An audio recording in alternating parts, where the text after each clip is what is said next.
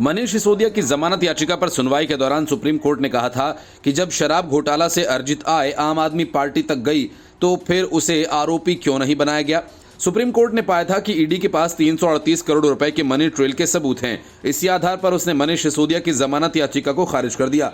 अब ईडी आम आदमी पार्टी को आरोपी बनाने की तैयारी कर रही है। अरविंद केजरीवाल को ईडी अब तक पूछताछ के लिए बुलाती रही है, लेकिन केजरीवाल ने ईडी के तीनों समन को ठुकरा दिया और पलटकर ईडी से ही सवाल पूछने लगे कि उनकी पार्टी की आतिशी मार लेना तो ईडी को उसकी औकात तक बताने लग गई। उसके बाद ईडी ने अपनी रणनीति में बदलाव करते हुए आम आदमी पार्टी को ही आरोपी बनाने की तरफ कदम उठा दिया। आम आदमी पार्टी के आरोपी बनते ही अरविंद केजरीवाल और पार्टी के कोषाध्यक्ष एनडी गुप्ता अपने आप आरोपी बन जाएंगे। ईडी एक बार एनडी गुप्ता से पूछताछ कर चुकी है। एनडी गुप्ता प्रसिद्ध चार्टर्ड अकाउंटेंट हैं और माना जा रहा है कि शराब घोटाला मामले की रकम को खपाने में इनकी बड़ी भूमिका रही है। सूत्रों का कहना है कि ED prevention of money laundering act यानी पीएमएलए की धारा 70 का प्रयोग करते हुए आम आदमी पार्टी को आरोपी बना सकती है।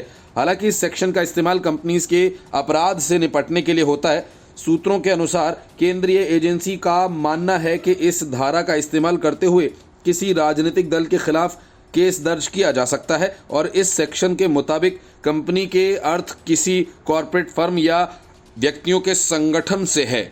एजेंसी का मानना है कि ट्रस्ट और कंपनीज पहले ही पीएमएलए के दायरे में हैं और अन्य संगठनों की तरह राजनीतिक दलों के खिलाफ भी पीएमएलए के तहत केस दर्ज किया जा सकता है।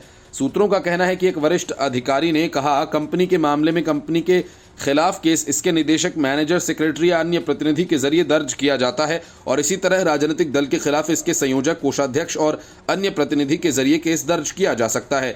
उन्होंने कहा कि सभी कानूनी विकल्पों पर विचार किया जा रहा है। हालांकि एजेंसी ने आम आदमी पार्टी को आरोपी बनाने पर अंतिम फैसला नहीं किया। यदि आम आदमी पार्टी के खिलाफ केस दर्ज किया जाता है तो ये पहला राजनीतिक दल होगा जिसके खिलाफ पीएमएलए के तहत मुकदमा होगा।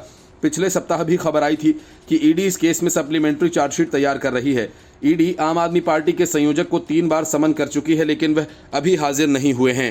अगस्त 2022 में खत्म की जा चुकी आबकारी नीति में कथित घोटाले के इस केस में आम आदमी पार्टी के वरिष्ठ नेता और पूर्व उप मुख्यमंत्री मनीष सिसोदिया 11 महीने से जेल में है।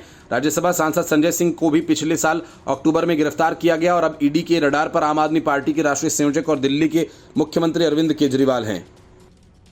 Bureau report, news of India.